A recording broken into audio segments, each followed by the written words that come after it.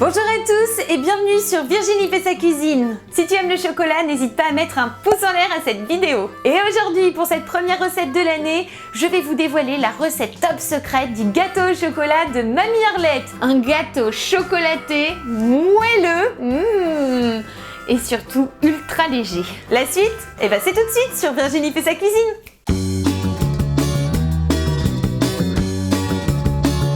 Pour faire notre délicieux gâteau au chocolat, il nous faudra un moule, 200 g de chocolat noir, 6 œufs de poule, 200 g de beurre, 200 g de sucre roux, 50 g de farine, 50 g de maïzena et pour finir, on aura besoin d'un demi-sachet de levure. Allez, c'est parti pour la recette.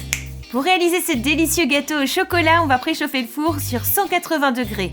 Ensuite, on va séparer les jaunes et les blancs. Alors pour ça, j'utilise la méthode traditionnelle, c'est-à-dire que je vais transvaser d'une coquille à l'autre mon jaune. Comme ça, je vais garder les 6 jaunes d'un côté et le blanc dans le saladier.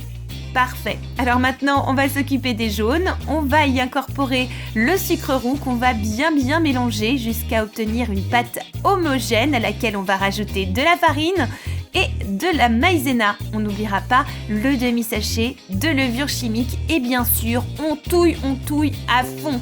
Et si vous n'êtes pas sûr de bien touiller comme il faut, n'hésitez pas à mélanger d'abord la farine, la maïzena et la levure chimique avant de les incorporer au reste. Moi, je ne l'ai pas fait, c'est un petit oubli de ma part, mais c'est quand même mieux.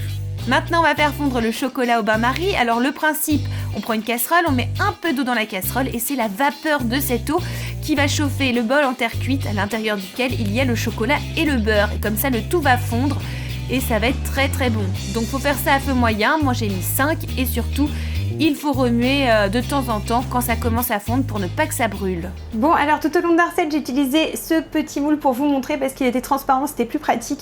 Maintenant, vous l'avez vu avec le chocolat qui est en train de fondre au bain-marie, plus le beurre, plus après les œufs en neige que je vais rajouter, il me faut un plus grand plat, donc on va transvaser. Une fois que le chocolat et le beurre sont parfaitement fondus, on va les incorporer au reste du mélange.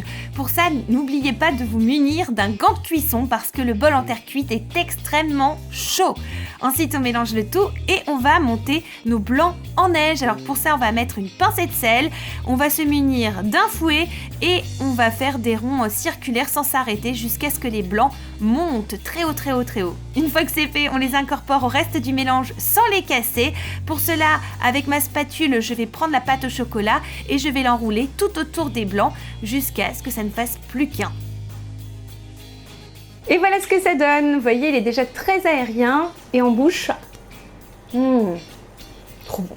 Ensuite, on met le tout dans un moule. Moi, j'ai un moule en silicone, ce qui me permet de ne pas rajouter de matière grasse sous la pâte. Mais vous, si vous avez un autre type de moule, n'hésitez pas à mettre un peu de beurre un peu partout pour ne pas que le gâteau colle lors du démoulage.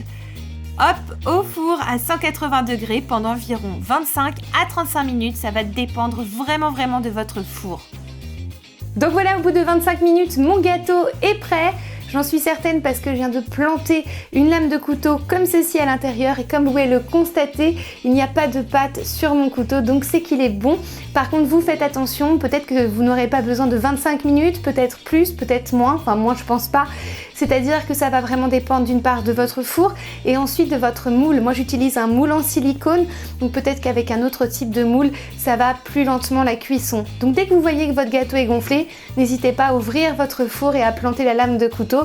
C'est vraiment très efficace et comme ça vous serez sûr de bien réussir votre gâteau. Délicieux. Merci mamie. Bon et bien si vous avez aimé cette recette, n'hésitez pas à liker la vidéo, à me laisser des petits commentaires. Si vous faites le gâteau, n'hésitez pas à m'envoyer aussi vos photos, vos réalisations sur mes différents réseaux sociaux.